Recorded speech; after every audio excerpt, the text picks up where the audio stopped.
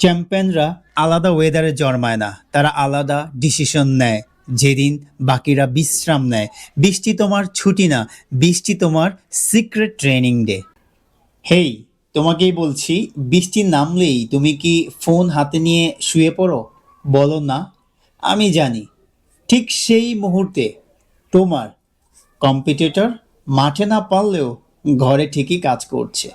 আর সেই কারণেই টুর্নামেন্টে গিয়ে তুমি ভাবো, ও এত ভালো কিভাবে করল। আজকের এই ভিডিওতে আমি তোমাকে দেখাবো বৃষ্টির দিনটাকে কিভাবে তোমার সবচেয়ে পাওয়ারফুল ট্রেনিং ডে বানাতে হয়। ভিডিওটা শেষ পর্যন্ত দেখো, কারণ সেকশন 3-তে আমি এমন একটা জিনিস বলবো যেটা কোচও বলে না। চলো তাহলে শুরু করা যাক আজকের এই গুরুত্বপূর্ণ ভিডিওটি। Let's go. Section 1, physical training. প্রথমে আসি ফিজিক্যাল ট্রেনিংয়ে। মাঠ ভেজা তার মানে এই না যে আমার নিজের শরীরটাকে বসিয়ে রাখতে হবে। 3টা জিনিস আছে যেটা তুমি চাইলে এখনই শুরু করতে পারো, এমনকি বাসাতেই শুরু করতে পারো। প্রথমটা হচ্ছে কোর ওয়ার্ক।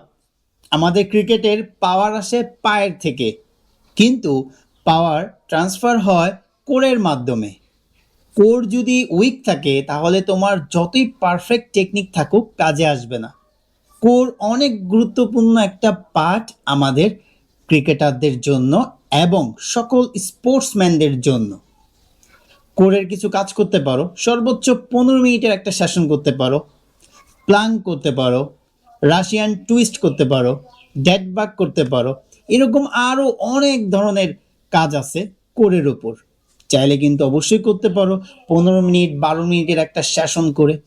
এবার বলি দ্বিতীয়টি, শ্যাডো প্র্যাকটিস। বল লাগবে না, মাঠ লাগবে না, তুমি তোমার রুমে দাঁড়াও। সবচেয়ে বেশি ভালো হয় আয়নার সামনে দাঁড়াতে পারলে। এবার তুমি তোমার স্ট্যান্স নাও, এবার তুমি তোমার ফুটওয়ার্ক করো, এবার তুমি ব্যাটিং শ্যাডো শুরু করে দাও।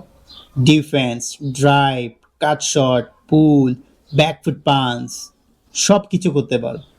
তুমি চাইলে এখানে তোমার ব্যাটকে সঙ্গী করতে পারো, আবার তুমি না চাইলে ব্যাটকেও আলাদা রেখে দিতে পারো, এটা তোমার ইচ্ছা।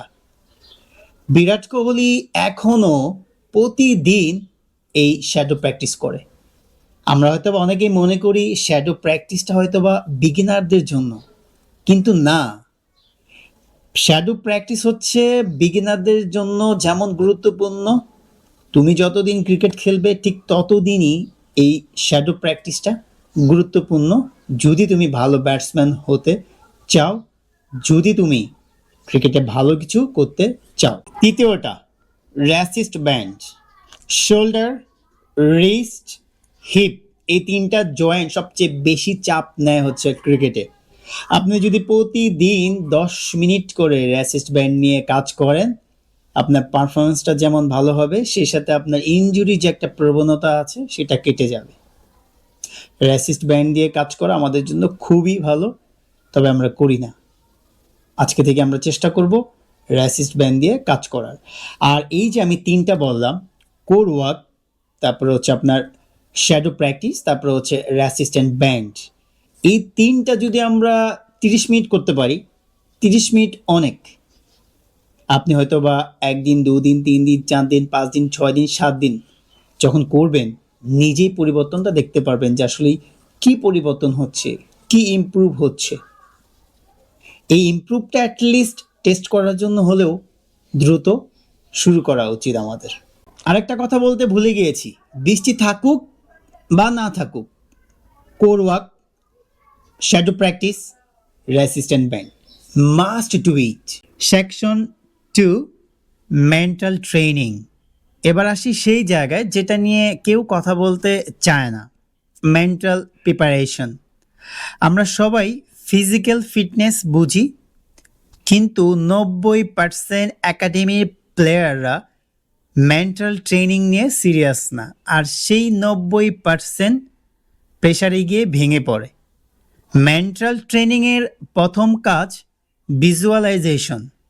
চোখ বন্ধ করো, এখনই বন্ধ করো, মাথায় আনো তুমি মাঠে আছো, বড় ম্যাচ, তোমার সবচেয়ে কঠিন অপোনেন্ট বল করছে, বলার রান আপ নিচ্ছে, বল আসছে, বলটা কোথায় খেলবে, তোমার ফুটওয়ার্ক কেমন হবে, শটটা কোথায় যাবে, এই জিনিসগুলো তোমার মাথায় বারবার রিপ্লে করো।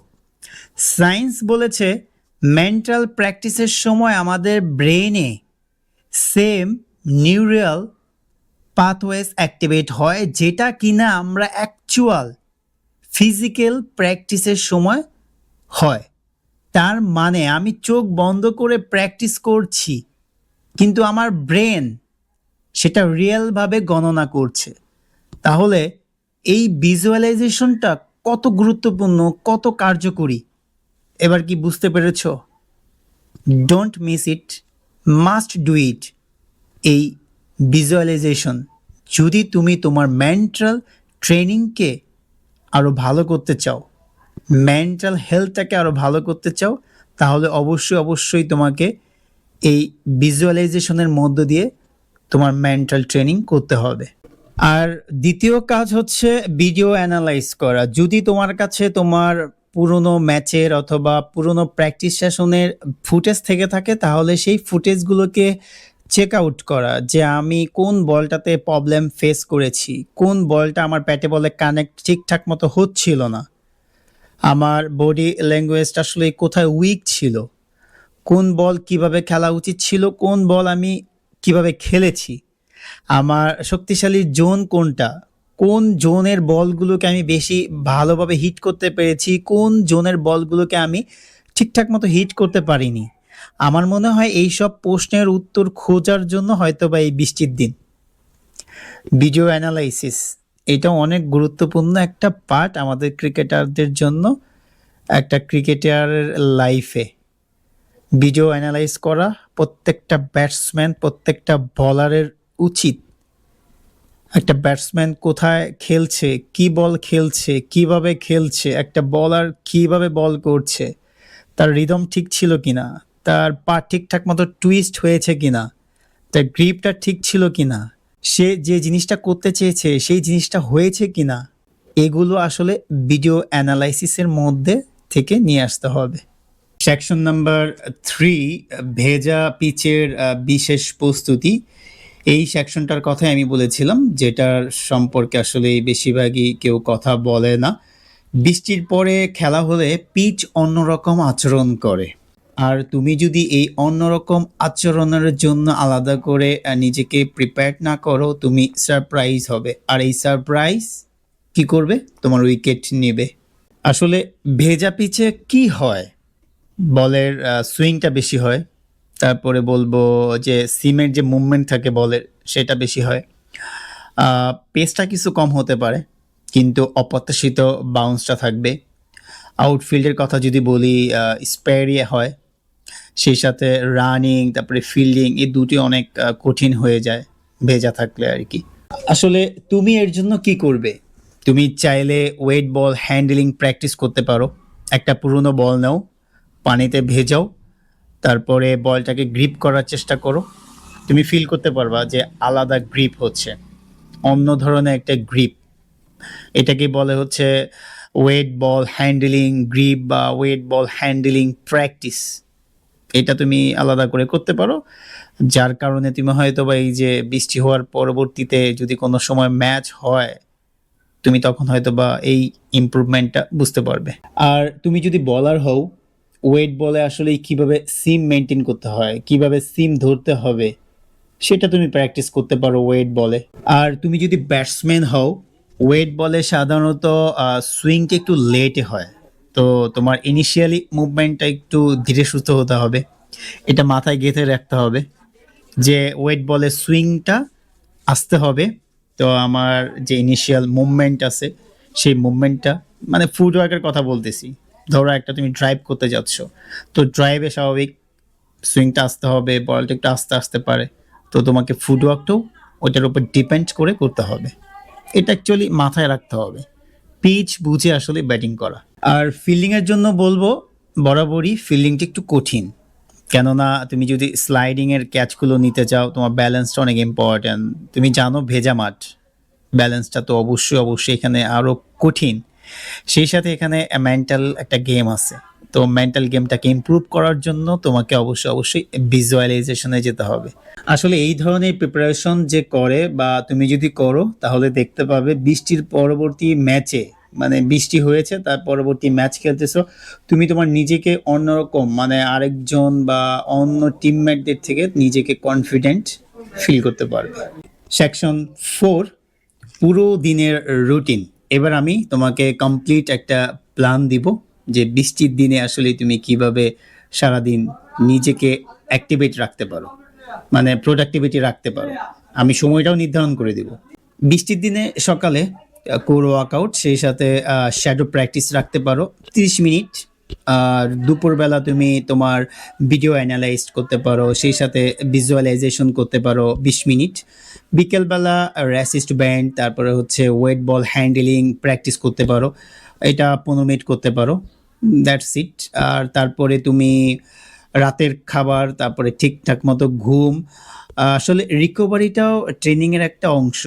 রিকভারিও হচ্ছে অনেক গুরুত্বপূর্ণ। আমরা হয়তো বা এই জায়গাটায় ভুল করি যে অনেক ট্রেনিং করি, ভালো ট্রেনিং করি, কিন্তু আসলে আমরা রিকভারি করতে চাই না, রিকভারি নিতেও চাই না। এই জায়গাটায় ভুল করা যাবে না। সবসময় মনে রাখতে হবে রিকভারিটাও হচ্ছে ট্রেনিংয়ের অংশ। এই মোট হলো 65 মিনিট। সারাদিন রেস্ট করো, কিন্তু এই 65 মিনিট নিজেকে দাও। কারণ বৃষ্টির পরের দিন তুমি যখন মাঠে নামবে, তুমি আর সেই আগের তুমি থাকবে না, এতটুকু নিশ্চিত থেকো। চ্যাম্পিয়নরা আলাদা ওয়েদারে জন্মায় না, তারা আলাদা ডিসিশন নেয় যেদিন বাকিরা বিশ্রাম নেয়। বৃষ্টি তোমার ছুটি না, বৃষ্টি তোমার সিক্রেট ট্রেনিং ডে। এই ভিডিও যদি তোমার কাজে লেগে থাকে তাহলে এখনই তুমি তোমার একাডেমির একজন টিমমেটের সাথে ভিডিওটা শেয়ার করো আর কমেন্ট করো সাধারণত বৃষ্টির দিনে তুমি কি করো, আমি পড়ব।